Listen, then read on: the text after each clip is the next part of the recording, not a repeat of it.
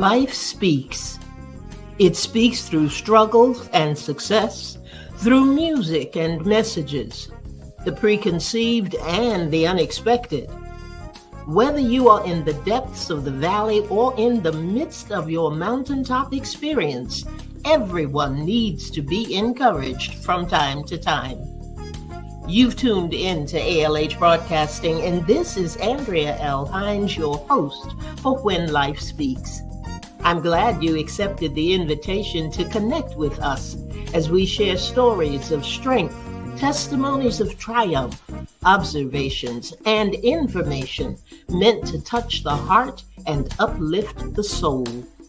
There's something in this broadcast just for you, and if it's a blessing to your life, it just may be for someone else as well. So tag, share, invite someone, then turn down the volume of life and get ready to receive, so that when life speaks, you'll speak life.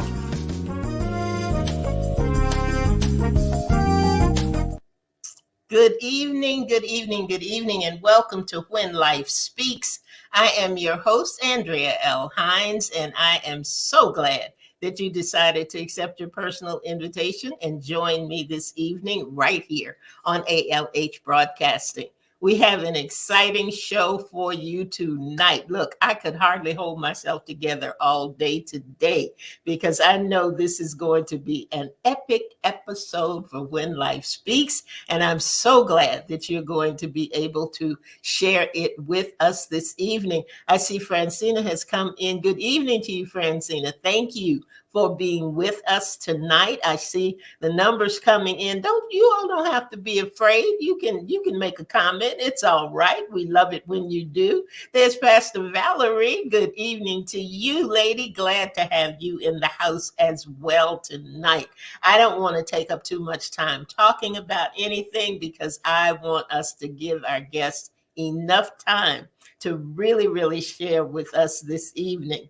I do want to catch you up on some things, though. Yesterday was the last day for the Bible Drive. We had been partnering with Sisters Who Care. You know, that's one of our partnerships. And they had been working with the Way Global Ministries International to get 100 Bibles that they're going to take to Kenya and Uganda. So I want to thank you all who participated in that. I believe Apostle Regina Stevenson, I think she's going next week, but she has vowed that she is going to do some videoing and taking some pictures and just keeping us up to date on what's going on and how that Bible Drive went, and just kind of show some of the missions work that they're going to be doing over there in Africa. So I thank you all so much for responding to that need. We've been doing a lot of things. Some great things have been happening here at ALH Broadcasting over the past couple of months. You know, February we celebrated Black History Month, and this is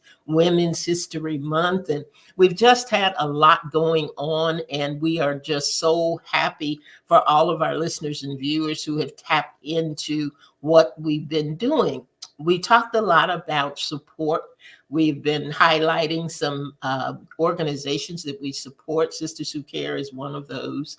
And we talked about how we could better serve. And we also talked about celebrating ourselves as women, celebrating the women in our lives who make an impact. We recognize that everybody cannot make it to the history books, but it doesn't mean that you don't have value, and it does not mean that you are not important.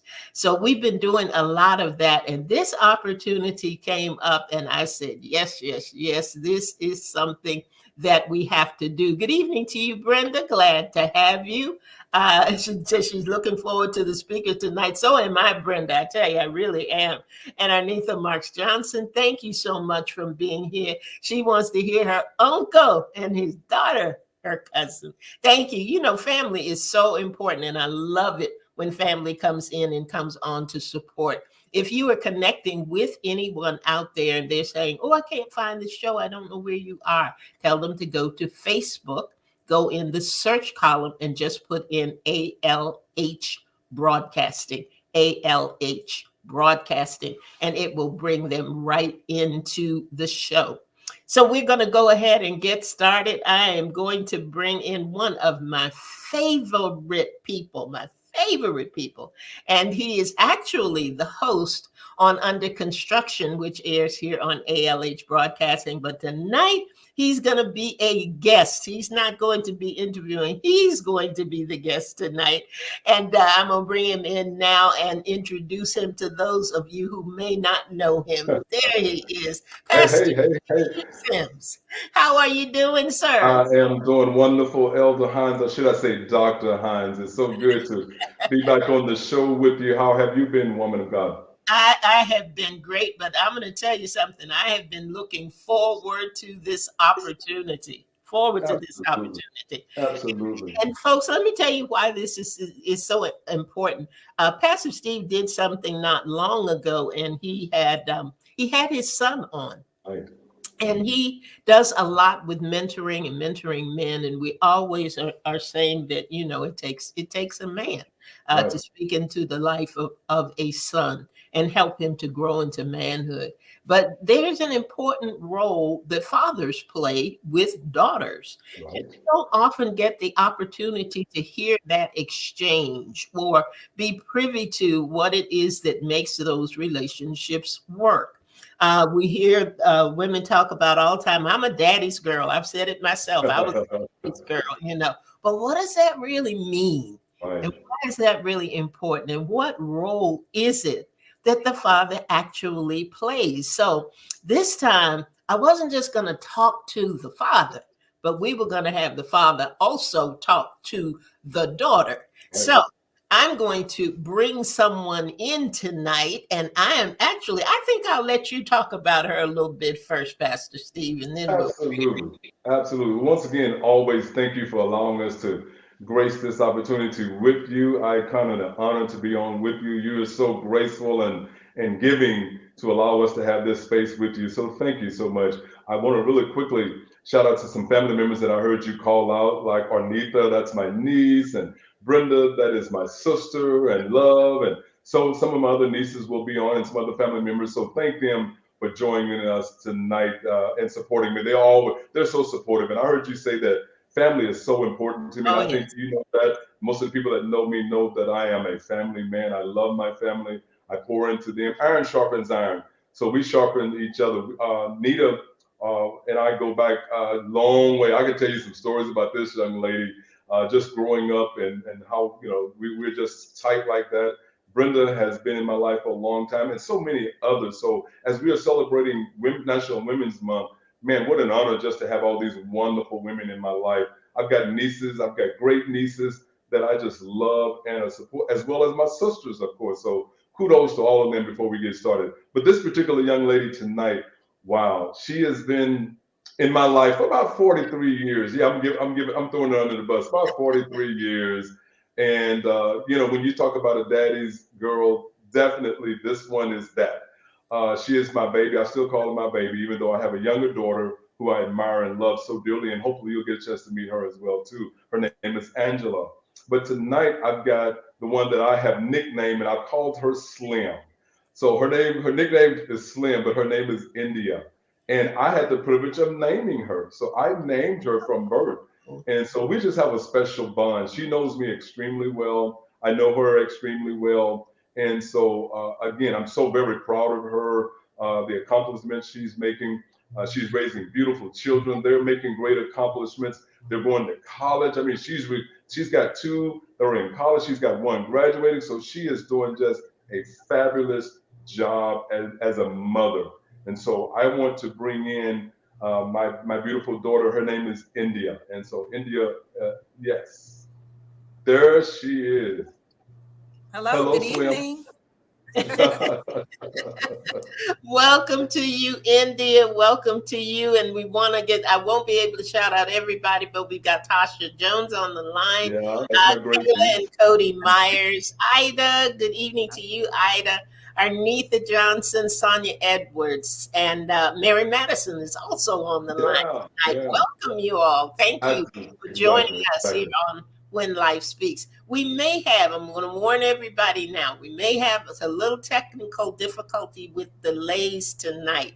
But we all know delay is not denial, and nothing is Absolutely. going to stop this broadcast. So That's hang right. You in got there it. with us. We may be a little, have to be a little bit patient, but I tell you what, we are going to hear some great nuggets tonight. So Absolutely. I'm going to go ahead and get started. I want to put something out there to both of you. And Okay. I want to know what you think about when you hear the term queen, because our topic is raising a queen, a king's perspective. And that wasn't something that we said a lot back in the day. Right. We Right. would refer to each other that way. But Right. Pastor Sims, I'll start with you. What's the first thing that comes to mind when you hear somebody say, "Oh, there's Queen," or "I'm talking about my Queen," or whatever? What comes to your mind? I think some of the first words that I think about Elder Hines is respect. I think about courage. I think about strength. I think about inner beauty. I believe to be a queen, I think all those fit into the equation. Um, Strength for sure, and courage. When I think about my daughter has courage. My daughter has strength.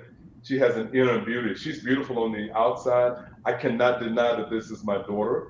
I think, but I have watched her and her process of becoming a woman. And in becoming a woman, I have seen those qualities in her. So that would be the first thing that comes to my mind for sure. What about you, India? When somebody calls you a queen, or when somebody refers to a woman as a queen, what are some of the things that you think about?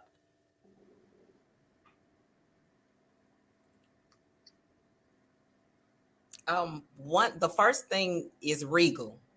You Oh, always think of the dress and someone carry how they carry themselves, and the dress and just the way that you talk and you walk. You walk somewhere and you command respect.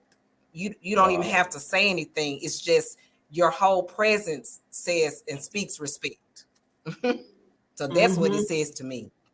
Mm-hmm. I And love that's it. a mouthful. It is. She said regal. I mean, I'll take that word, regal. Let me ask you. Regal. I mean, when Yeah, you've been taught in a family of queens, it's regal. absolutely. Absolutely. Hmm.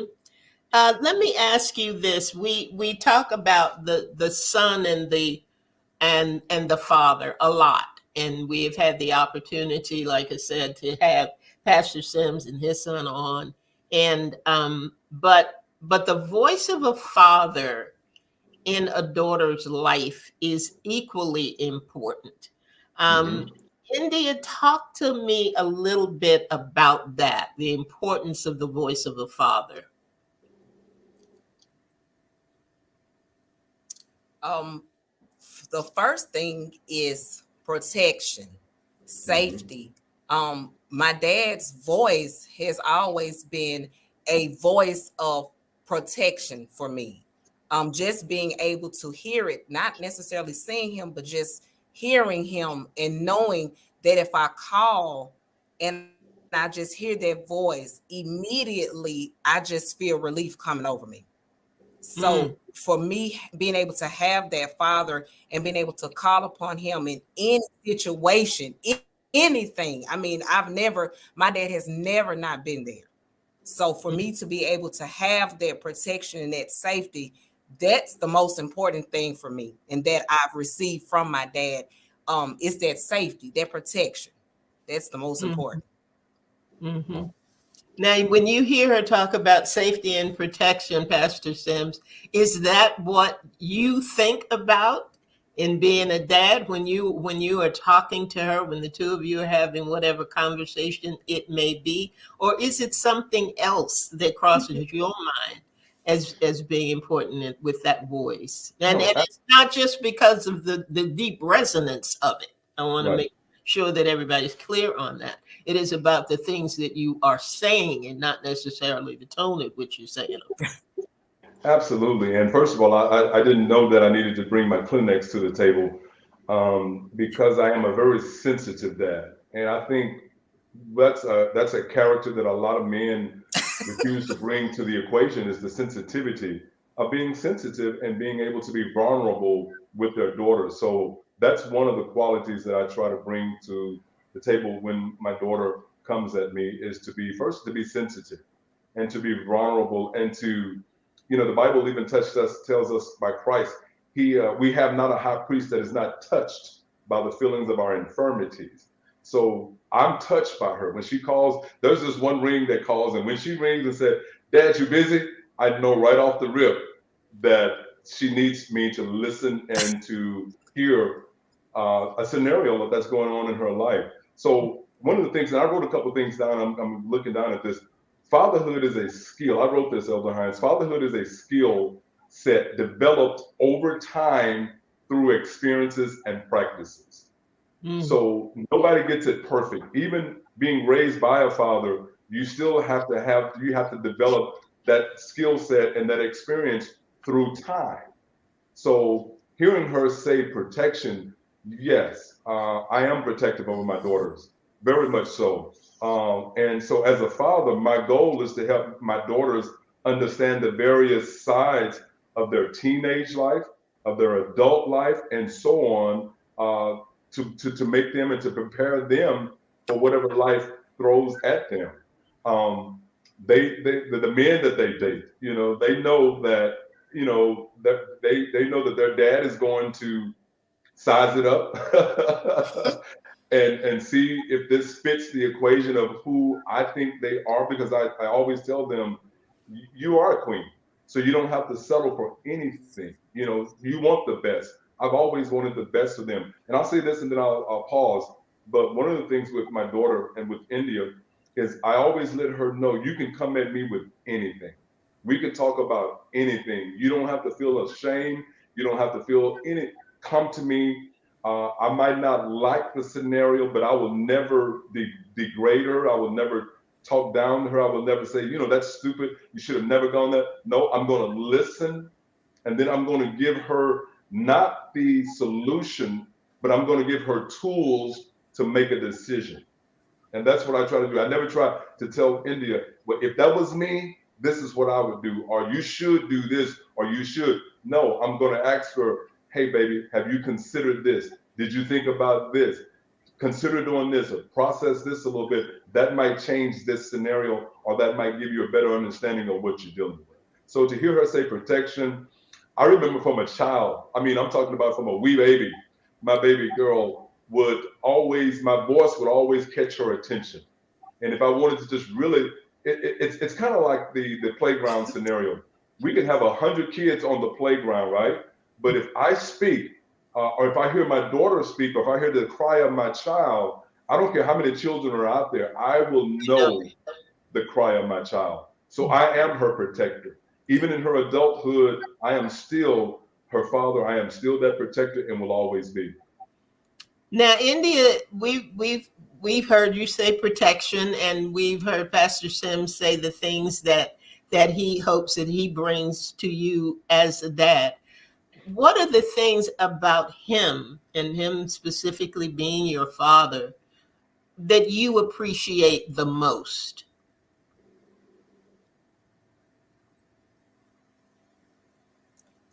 The preach. Let me see. Him always being there. Always being, like he said, a listening ear. He knows my tone. I can call him if I'm having a bad day. It's like he senses immediately that I need him, that I need my dad. I half the time I don't even have to really say if it's something wrong. He just automatically, like he said, my name's Slim. He's like, Slim, what's going on? That's the first thing. Anytime something has ever happened that is kind of uncomfortable, that's what he says. What's going on? Slim, talk to me. So for him to be able to do that, stop what he's doing, and just always be there is the most important for me, not only for me, but my children as well. He's always Absolutely. there for his grandkids. They can call him, text him. As he said, I have children in college. I have another one's getting ready to go. So he's been that and the model for them of what I want them to be able to do and operate when they become men. So Mm-hmm. his example for them is what another thing that I'm very grateful that I have, and that my children and my sons and also my daughters have as a man of God to walk before my daughters so that they know what to expect of a man and what's going on for them. It's his whole walk, it's his way, because not only does he talk it, he lives it, which is the most important thing. Amen. Amen. Let me ask you this: when you think about the father-daughter relationship, um, not necessarily the one that you have, but the father-daughter relationship, period. There are those, we talk about it as children grow up and we get into the terrible twos and all of that. Right. And as you continue to mature, you get into those teenage years, those My God. Whew, we teenage years. got through those. Yeah. I can survive those teenage years, We survived. everything will be okay. Right. And then things seem to settle out in your adulthood. Did you find that growing up, that how were you able to navigate those changes as you matured and as you got older? That such that you are at a place now where you have the kind of relationship that you're describing that you have with your dad.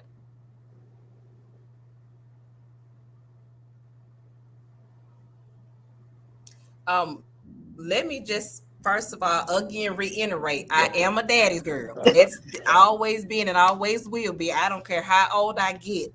I still feel as if I'm his child and his baby girl still. And I think us having such a good relationship from an early age, we're able to carry that over into adulthood, because I was the best and perfect child. Oh, yeah. Right. But Oh, my I think by goodness. us being Whew. so open and having good Sure. communication and being Right. loving when I Right. Yeah. All that above. Right. having such good being loved and having such good relations, I'm good. It carried me into my adulthood. Sure. Mhm. Elmer Hines, may I respond to something? So, Absolutely. as you know, when I had Stephen on, my son, we talked about communication. We talked about his segment and our segment was on effective communication Right. and being able to effectively communicate. So, as a father, one of the things that I had to bring to the table was I knew effectively I cannot communicate with them when they're 18 the same way I did when they were 17, 12. There had to be a change of communication. Also, when they got into their 30s, we had to change our communication. And as they continued to grow, then our communication grew.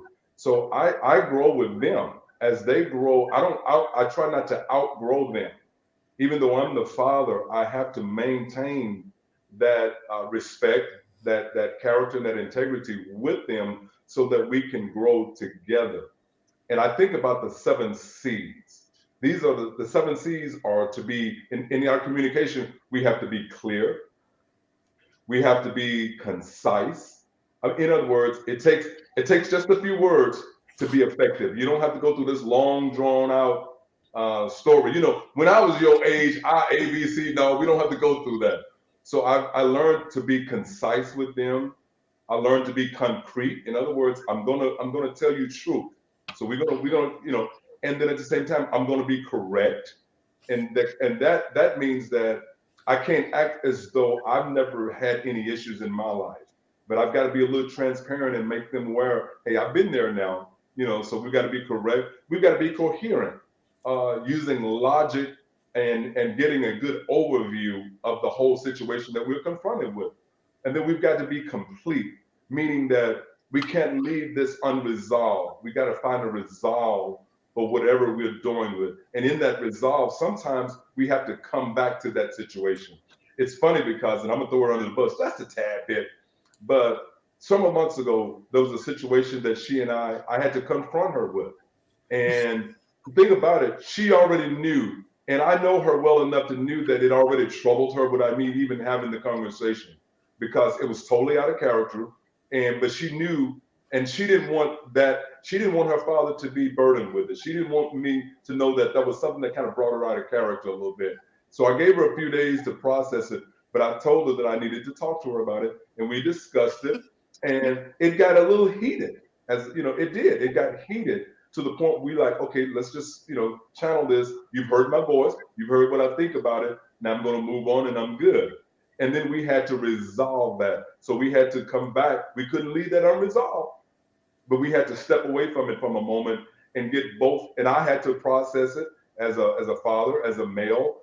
I gave her the opportunity to process it. And then we were able to come back and bring closure to it. And then and so the final C to that is courteous. We had to be courteous to one another.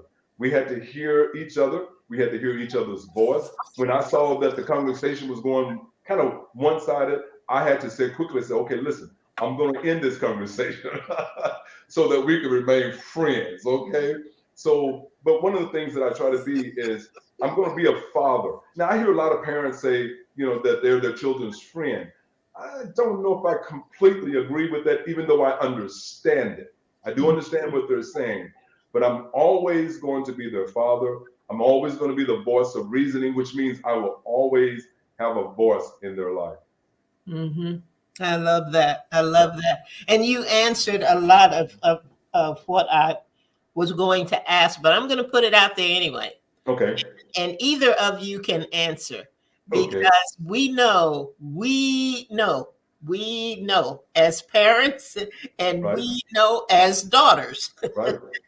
everything ain't happy all the time. Not all the time. No, it is not smooth all the time. Right. That's And right. there are sometimes where you think, I Not at don't all. want to hear it. I don't. Right. I know you Exactly. got good advice, but that's not on my radar today. I Right. don't want to Right. hear what you Right. got to say. I'm not interested in any of that. No Um, doubt. how do you navigate? And like I said, it's for either of you. But how do you handle it when you get to those moments and you both know, like you were saying, when something's not right. Yeah. Yeah. You Yeah. know when something's not right between the two of you. Mm-hmm. How do you make that first step to bridging what could end up to be an irreparable gap? Because sometimes when things happen, depending on these C's that you Sure. just mentioned, Right. how we handle these C's, there are people who are and have been estranged for years Mm-hmm. over an incident Right. that they can't come back from. And it may be just one of these C's, it may be two of these C's that you deem are the most important to keep that from happening. So Okay. because we've got this delay, India, I want you to go first, and then Pastor Sims, if you can pick up after that. Sure. Sure.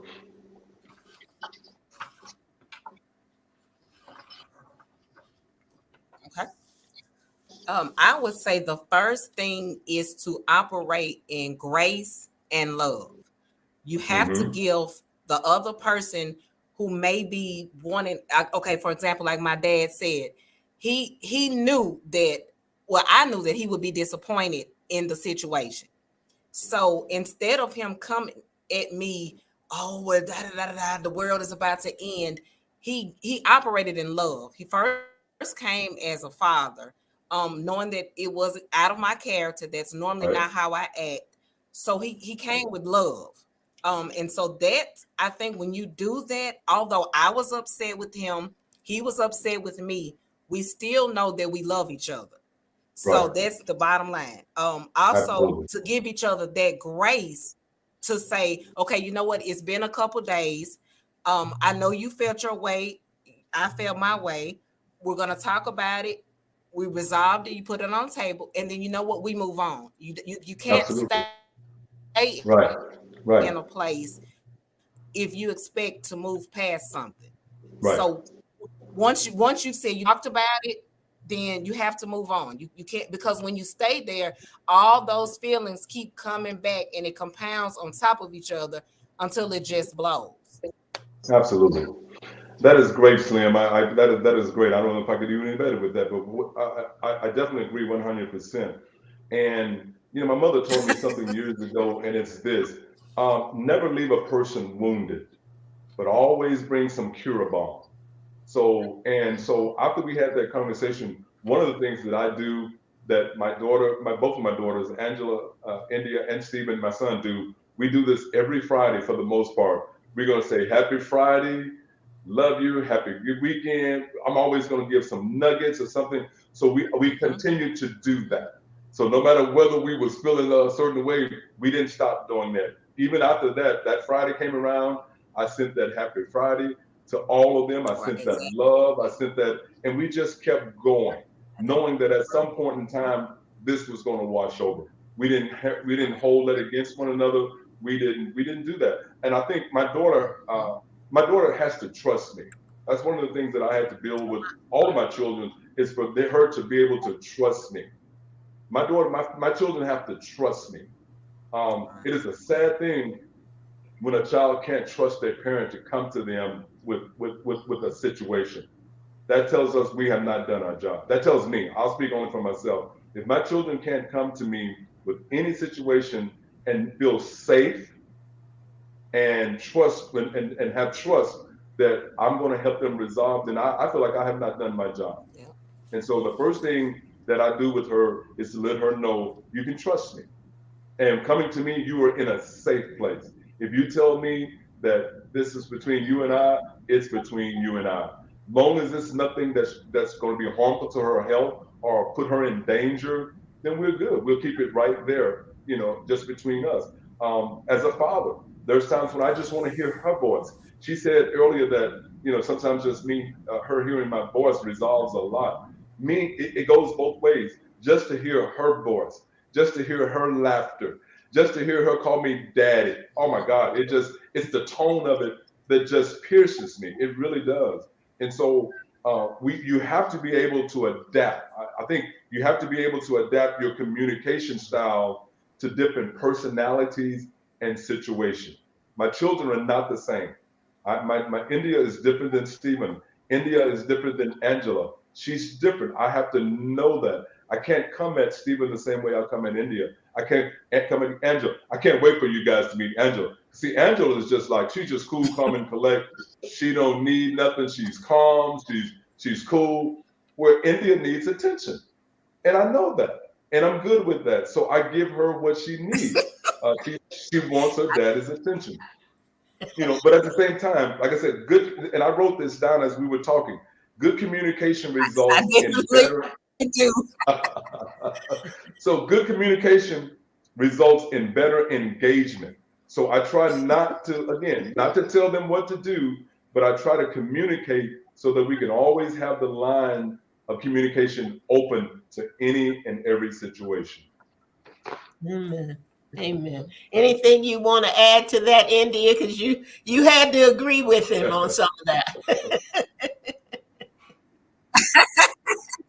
I absolutely do. His, just like he said, his voice, hearing mine. Because I can remember one time where it was really scary. We were living in the country. We live kind of like in a rural area, and it was a tornado that was directly over us. I mean, Right. where everything was shaking. And the first thing, before I could even think to do anything else, I said, you know what, God, let me call my dad. I said, let me let him know.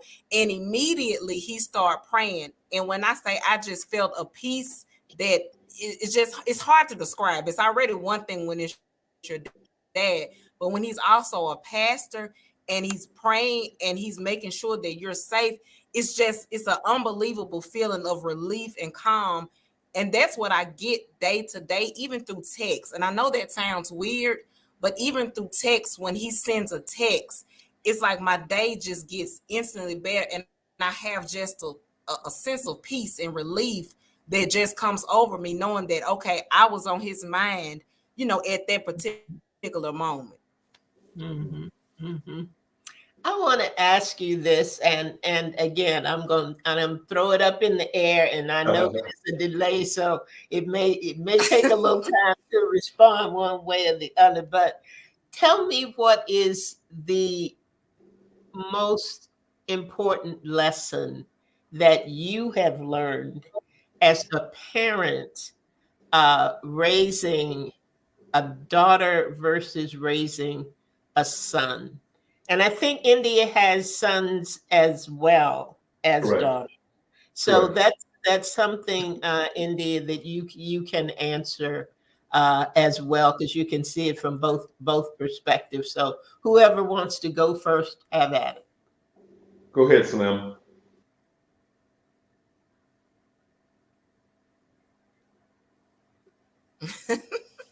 Okay, I guess he'll have me go first. My most, I guess, well, one of the most important lessons from my dad. First of all, we come from a big family. Right. He has a lot of siblings, and so we come from a big family, and it's full of love. I mean, you Hmm. just sometimes you can go a year or two, but you just always still feel the love, even when you've been apart. And Sure. so for me, because my dad and I don't live in the same space, that's the biggest thing, is to still feel that love and to be able to Mhm. feel that from him no matter where we are. And so that way I give it to my children, I give it to my sons, I give it to my daughters, and I know that I'm raising kings and queens myself Absolutely. to be an example for their children when they have some eventually, because my dad has walked with so much stature before me. Mm, that's good. And That's And because he's a wow. great man of God, let me just add that as well. But thank you, baby. I appreciate you so much. And before I became a pastor, Elder Hines, before I became that title, and with my children, I don't force that title on my children. My children come to me; they come to me as their father. Now, if they want to add the pastor equation to the situation because it's a spiritual tone, then we can live with that. But I don't want them coming to me like that. I want them to be able to come to me as their father, first of all. And I never force religion on my children, my grandchildren, none of my family members. And as India stated, and I've got family members that are on here that they will tell you, they know I don't force anything on them. I live the life before them that I'm supposed to live, that honors God. But I can't. I mean, you got to find Him for yourself. And I teach my children, you got to come into this relationship with God yourself. That's one of the things that we do. And I tell them all the time now. There's nothing like trouble that will push you into the arms of God. So it's best that you come willingly. And sometimes you can avoid pitfalls that you will have to take for God Amen. to push. Amen. Amen. In order for God to push you into the direction. Because I tell them all the time, God's hand is very heavy. When He wants to get you into a direction, He will put His hands on you. And you will go either willingly or you will have to submit. So I don't force religion, but I live upright before my children. Even before I became a pastor, I always tried to live upright. There was some things I just did not allow my children to see. They would never see me doing certain things. It just wasn't going to happen. So even from younger children up until now, I don't allow them to. There was just certain things that they were not going to allow me to see. I mean, allow them to see, and they weren't going to see from me. So I tried to always show them that you can live and have character. And listen, at the same time, you can still have swag. You can still have fun. My daughter snuck in on me this past weekend. Her and my Oh, granddaughter definitely. Kayla. Yeah. And but we had so much fun. I mean, we went out and we just had a ball. Amen. The pictures, if I showed you the pictures would explain it. I mean, we laughed, we had fun, we kicked it up, we did breakfast. I mean, just family time, just enjoyment. Now, and then I brought them into my world. So Sunday, she came into my world. She always see how I function. She's heard me preach. She's heard me minister. So she know that part of me. And you know what I love about my children in India, in particular, as well, is that they accept that from me. They are very acceptable of who I am in ministry. They support that. They are proud of that. And that, if there's anything that I'm very proud of, is that my children support me as a pastor, as a leader. they support that. And I'm so grateful for that because I don't want that to separate us. I don't want what I do to separate their lives, even their children. Their children are proud of me. I try to be open to their children. I try to let their boys see how I treat my wife, how to let my boys see how I treat my daughter. She has some big boys. One of the things I have told, and listen, you know what I told them and all of her children? I said, let me tell you something. That is my daughter. If you cross my daughter, you're gonna cross me. And they know that. And so we put that out there. That's part of the equation because she's got some big boys. And they And one they of her don't want sons, those problems. boys is heavy like mine. And I'm like, you don't want none of this. So don't mess with my daughter. So, and let me say this. My goal is to raise my daughter to understand the various states of who she can be in life. I give her I want to show her the options of what she can be. You don't have to take the lesser road travel. You can take the high road. Dream. My daughter just went back to school. You can dream. You can do whatever and be whatever you want to be. And so that's how I always raised India. And I'm extremely proud of her. I watch her handle her children. She's got 3 children that are in sports. Her daughter is a freshman in college, basketball player, just made honorable mention this year, killed it in basketball. My daughter drives an hour and a half, almost 2 hours one way Yes. to go to every game a week, one way to support her daughter. And then she has to come back. The other 2 boys are playing basketball. They're playing football. They're running track. She has a daughter that is excellent in education. So she is ripping and running all week long to make sure that she's giving them her best and supporting them. I'm so proud of that. So proud of that, India. Amen. Amen. And that is so good to hear. That is so good to hear. I tell you, I am convinced of one thing. I know the time is supposed to be the same, but this is Right. the fastest 40 some I minutes. know. It goes by so quickly. Right. I do I do want to Yes, say it this. was really good. We always say that parenting does not come with a manual. And it is, as you all were saying, you live and you learn. Right. You come to understand one another, and Absolutely. you get to a point where you respect one another. Mm-hmm. You know one another well enough where some things don't need to be said. Correct. Like India was saying, you just know by the tone of your voice, or the sound that something's wrong, or something needs to happen, or a Right. conversation needs to take place. But this is just a sheer relationship question, because I know, and I don't know why, but the relationship daughter to mother, the relationship father to son, Mm-hmm. the relationship daughter to father, Right. son to mother, can be vastly different. It is. And it's not because you love one or the No. other more or Yes. less or anything. It's nothing like that, but it is just different. I watch my daughter with her son and Right. with her daughter. Right. And I've watched, Pastor Sims. I watch other people who have daughters and sons.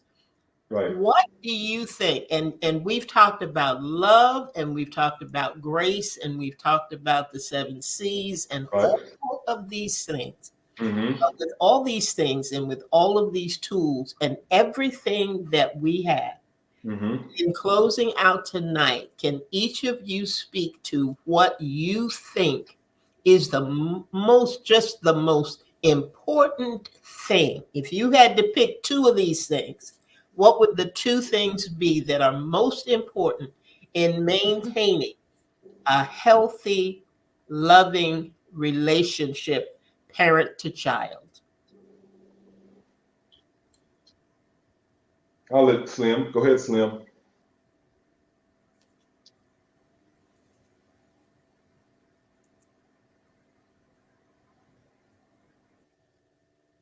She's getting that delay. So then I'll speak. Um, I don't think fathers. I think I would love to see fathers really process and really understand the magnitude of what they bring to the equation of being able to shape and form their daughter. Mm. Um, I know that my daughter looks at when my daughter sees me. I've seen her compare her the men in her life uh, to me. I've seen her compare that. I've seen her say, "Well, my dad A B C D," or my dad, you know.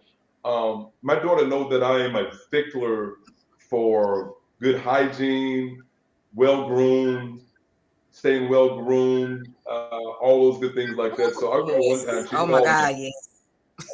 she called me one day and she had her friend on the phone and she's like, "Dad, you get manicures, don't you?" I'm like, "Well, yeah, baby, I do." I told you. So she had it. I didn't even.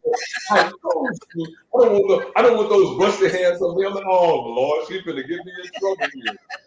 So I don't think that men really understand the magnitude Yeah. of what they bring to the equation for for their daughters.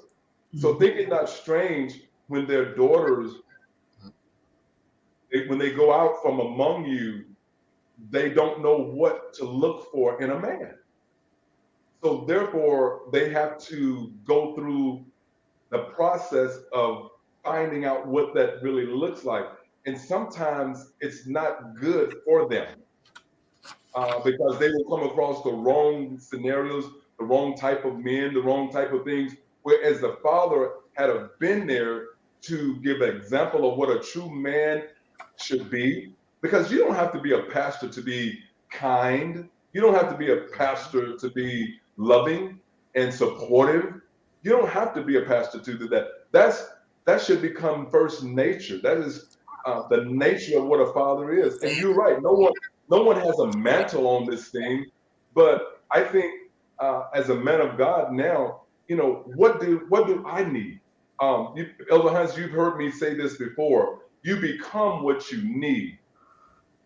So Yeah. as a father Yes. growing up, as a man growing up without a father myself, and it was only because my father was deceased. Not I had to understand what that felt like in my life and how I had to adjust to that. You know, and so I wanted my daughters and my sons to not experience that. I wanted them to experience knowing what it felt like to have their dad support them, love them, encourage them, correct them, chastise them, get them. Okay. So, but I noticed something really quick, and I'll say this very quickly, and I know we're running out of time. India's son came to stay with me for a while. His name is Cody. He's my grandson. Mhm. And I noticed something, and I noticed it in my children as well too, that I could correct him, chastise him, put the rod of correction on him, but then but when it's all over with, he's going to come right back and sit by me and love on me. And my children were the same way.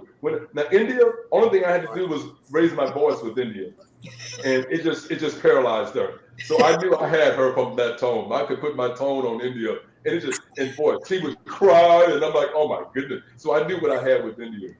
But again, just knowing that that she had a father that was going to be there for any scenario. And again, I had to right now. If she can call me, I can be in a meeting. I could be in the boardroom. It doesn't matter. If my daughter calls me, I will stop and I will respond via text and say, "Baby, I'm in a meeting. Do you need me?" If she says, "I need you, Dad," I will put a pause on that meeting and I will step out and I will see what the need of my daughter is. Amen. Amen. Amen. India, do you have any final He comments to definitely make? will do that. Do you have any final comments to make, India, as we wrap up tonight?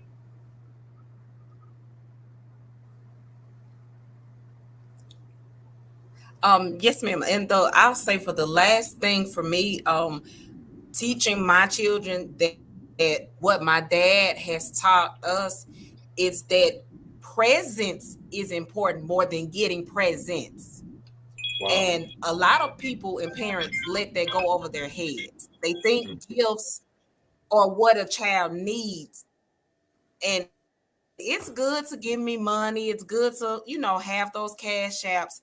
But the presence of my father being there and for me and my children at any time is what I think most children are lacking.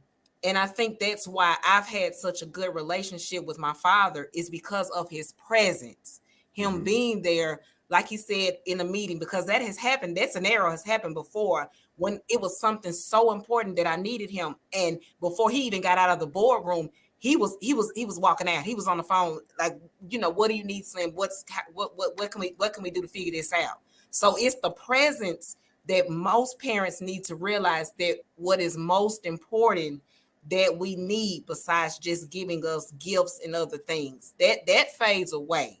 But having your dad as a girl, that's what's the most important, because that, having that security and having that peace that only a father can give, is what has sustained me through all these years to be able to become the woman that I am today. Wow. That's good. Amen. Amen. Yeah. Boy, I tell you, this has been some kind of good to me. I don't know whether I'm supposed to enjoy my own show as much as I, but I really have enjoyed both of you tonight. I am so happy that things worked out, so that you could be here and be together. And I listened to so much of what you said tonight, and it boils down, to me, as living a life before them, as a Yeah. parent, living a life before them, that they can model, that they Hmm. can emulate, and Right. that they can learn from. So, Pastor Sims, I want to say, Indy, thank you so much, so much, for being here tonight, and for being open and being candid and transparent, and allowing us to hear the exchange between Hmm. you and your dad. I am so grateful for that. But I also want to say to you, Pastor Sims, and Pastor Kelvin, I saw him pop on as well, and any of the other men who are on the line tonight, the work that you are doing in mentoring Hmm. is so very, very important. Yes. We, women will find each other.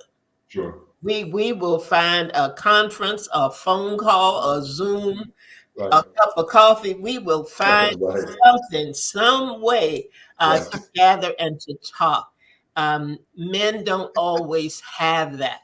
That's true. So to be able to, take on and be willing to take on the responsibility, of mentoring and allowing yourselves and having the presence, as India was saying, to be in situations, that will allow, the younger men to understand their value, their importance, their worth, and their example Sure. as a king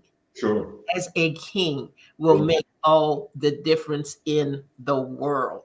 Boy, Right. I thank you again and again and again and again. Look, we have had a full house tonight. I Great. thank your family for coming in and for chiming in. And Yeah. if you know of anybody who could benefit from this program tonight, we do run a replay on Saturday at Sure. noon, on Saturday at noon. So you can come right back here to ALH Broadcasting. If you know a young man who needs to hear it, a daughter, a son, an auntie, a grandparent, whoever you know that Right. can benefit from this in any way, please encourage them to come back to ALH. Exactly. That's right, to ALH Broadcasting on Saturday at noon, and they can hear the full replay, of the show. There's your son, great show. Absolutely, absolutely. That's the support I get. That's the That's support I it. get. I tell you. And again, very quickly, Elder Hans, I really want to just again thank these young women that are in my life. I'm telling you, my nieces, my great nieces, I can't say enough about those women that are just there to support me, and I love them. To my beautiful queen, my wife, I call her my queen as well too because of the same Yes. scenarios we're talking about. And so it is just an honor to you, Elder Hines. You have been there. You are such an impact in my life. You are a great woman of God as well too, and I just so respect and love and honor you. We have cried together. We've laughed together. We've gone through a lot in the last 20 plus years of our life together. That's And right. so That's right. I'm so honored to call you friend. I don't take it lightly. I really greatly appreciate you. And again, I want to encourage them at some point in time to continue to look for under construction. It's going to be coming back. It's going to be another great opportunity to hear the voice of a father, to hear a voice of a man of God, just impart wisdom and courage and encouragement to some of the other greater men that are out there. Well, I thank you for that. I thank you for the kind words, and we're really going to go because you're about to make my eyes leave. And you Absolutely. know how I feel about that. I got to hold myself together as No host. doubt. But thank But you again, and I love you. I thank everyone who joined tonight. Thank you so much. This has been such a wonderful program. I promised you it would be one of the unforgettable ones, and it certainly has turned out to be that way. So I thank every listener. I thank every viewer. I thank you, Pastor Sims. I thank you, India. You are a beautiful woman of God, and you are definitely a queen. So thank you so much for being here. I'm going to be back. They won't be back next week, but I'll be back next week. I'll be right here at 7 p.m. We're going to have two additional authors that participated in an amazing best-selling project called Joy 365. And we're going to be talking about joy. You all come on back and join us next week at 7 p.m. We're going to be right here. Come on and turn down the volume of life for just a little bit so that when life speaks, you'll speak life. That's it for me tonight. Good night, everybody. See you Good next night. time. Thank you so much. Blessings to you. All right.